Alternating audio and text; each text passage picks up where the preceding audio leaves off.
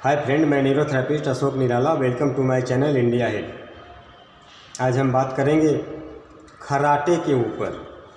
जो इंसान जब सो जाते हैं तो सोने के बाद खर्राटा आता है और सांस लंबी खींचते हैं, आवाज़ आता है नाक से।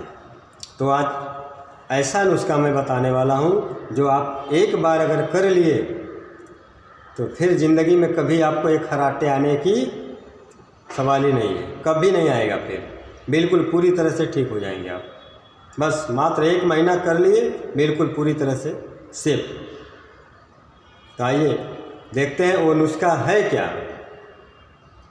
वो है मुलेठी 40 ग्राम आपको लेना है, काली मिर्च 20 ग्राम आपको लेना है, क्रिस्टेल मेंथोल 2 ग्राम लेना है आपको।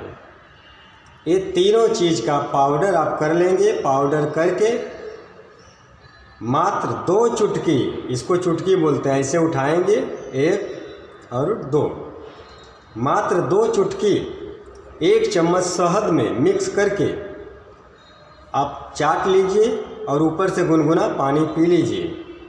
बस देखिए कमाल इस नुस्खे का।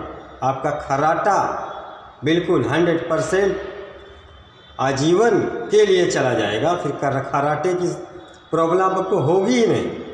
आप कहीं पे भी सो जाएंगे, आपको खर्राटे बिल्कुल नहीं आएंगे।